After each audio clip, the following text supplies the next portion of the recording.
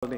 Dan berkaitan dengan ini, Datuk Negara, saya nak tanya, pada permulaan rancangan Malaysia ke-9, kerajaan telah mengatakan pada sebelum rancangan Malaysia ke-8, sebelum tahun 2010, equity participation masyarakat India akan ditingkatkan dari 1.2% korang-korang ke 3%. Tetapi sekarang nampaknya oleh kerana mekanisme yang sedia ada, kerajaan tidak dapat membawa meningkatkan pendapatan masyarakat India di negara ini, maka masa untuk mencapai ini telah ditolak ke 2020.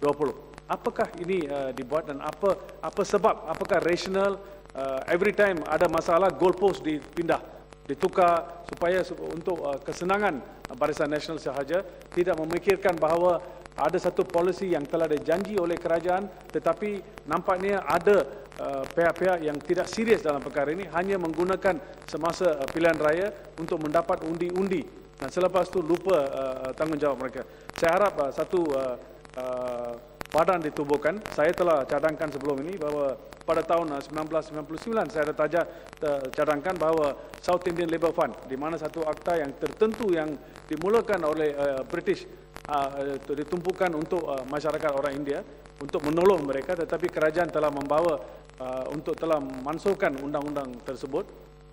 Saya harap ia dapat dihidupkan supaya setiap tahun sekurang-kurangnya 1 bilion ringgit disalurkan ke South Indian Labour Fund ini, dan wang itu dapat diberi kepada masyarakat yang betul-betul perlukan. Saya juga dalam hal ini masyarakat orang Isli dan juga masyarakat Bumi Putra di Sabah dan Sarawak perlu juga perhatian yang tertentu. Betul. Selain dari itu, saya juga kes di mana memeluk agama Islam. Ini saya dah bangkitkan tahun dulu, dan kerajaan telah selepas itu kes Indira Gandhi di Ipoh, di mana suami dia telah memeluk agama Islam dan menggunakan mahkamah syariah, menggunakan mahkamah syariah untuk mendapat custody anak-anak mereka dan sebagainya. Kita ada dua sistem, satu sistem civil, satu sistem syariah, dan dua pun overlapping dan tidak ada undang-undang yang tertentu untuk mengatasi masalah-masalah yang rumit seperti ini. Dan bila perkara itu dibangkitkan di Parlimen, kerajaan telah menubuhkan satu kabinet, telah menubuhkan satu jawatan kuasa yang diketuai oleh Senator Tan Sri Kosukun, dan telah membuat satu keputusan. Hanya guideline saja telah diberi, tetapi tidak ada walaupun Menteri Padaranggas, Menteri di dalam Jabatan Perdana Menteri telah mengatakan bahawa kerajaan akan membawa meminda beberapa rang undang-undang supaya ia dapat setarafkan, supaya ia tidak membawa bertentangan kepada perkara-perkara, membawa masalah kepada keluarga-keluarga yang terlibat dalam pemelukan agama Islam atau mengeluar dari agama tersebut. Saya cadangkan satu di antara perkara yang kita boleh buat dengan senang adalah mengikut ambil model yang sedia ada dari Singapura, di mana jika seorang ingin memeluk agama yang lain, dia dari segi undang-undang perlu memberitahu keluarga mereka. There is a standard format, dan ini dapat mengelakkan isu-isu yang teruk yang sedang jadi. Nampaknya tidak ada political will oleh kerajaan, dan kerajaan sudah, walaupun perkara ini berlarutan beberapa tahun, dan tahun dulu telah membuat janji kepada masyarakat, kepada rakyat, tetapi sehingga sekarang tidak ada apa-apa rang undang-undang pun dibawa untuk dipindah supaya dapat ada perlindungan kepada pihak-pihak yang terlibat. Dalam hal ini, Datuk Yang Betul, ramai di antara mereka adalah wanita yang terlibat, di mana anak-anak mereka diculik oleh bapa mereka, dan anak itu macam satu kes di Indira Gandhi yang saya sedang mengendalikan di Ipoh, lebih 1 tahun. Anak itu hanya berumur tak sampai 1,5 tahun. Dia telah diculik dan disimpan di satu tempat, dan bapa enggan membawa anak tersebut. Katakan dia ada dari mahkamah syariah, dia ada perintah untuk mendapat custody.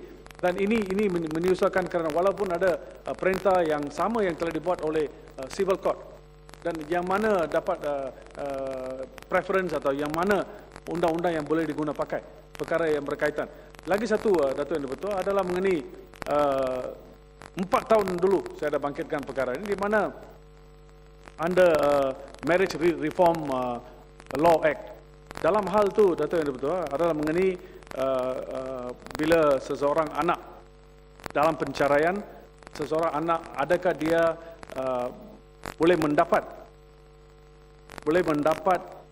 secara undang-undang wang untuk melanjutkan pelajaran sehingga universiti. Undang-undang yang sedia ada mengatakan bahawa it's a open end, tidak ada apa yang spesifik. Saya sendiri ada bawa satu kes sehingga ke Mahkamah Rayuan, dan masa itu kerajaan, saya lagi ingat saya ada bawa perkara itu ke Parlimen, dan kerajaan mengatakan akan meminda seksyen tersebut supaya membolehkan semua anak-anak di mana dicerai, termasuk anak-anak yang di mana keluarga telah cerai, anak-anak mereka they're entitled as a matter of right to get tertiary education. Dan walaupun janji ini telah dibuat, tetapi sehingga ini lebih kurang 4 tahun dulu, saya lagi ingat dengan Bukit Mentajam dan beberapa ahli parlimen, saya telah pergi berjumpa dengan Menteri Dalam Negeri lebih kurang 3 tahun dulu. Beliau kata tindakan susulan akan diambil untuk membawa undang-undang tersebut, tetapi nampaknya tidak ada political will juga. Dan ini ada satu perkara yang kerap kali berlaku, di mana walaupun bapa itu seorang yang kaya raya, tetapi enggan membayar pampasan atau memberi wang supaya anak dapat melanjutkan pelajaran sehingga universiti. Dan saya sendiri kes yang saya buat itu, di mana bapa ni adalah seorang jutawan, tetapi oleh kerana dia telah bercerai dengan isteri beliau, dia enggan memberi pampasan kepada anaknya untuk melanjutkan pelajaran. Dan ini ada satu perkara yang dapat kita membawa dengan khusus, bawa satu undang-undang berkaitan untuk menolong pihak-pihak yang terlibat dalam perkara macam ini.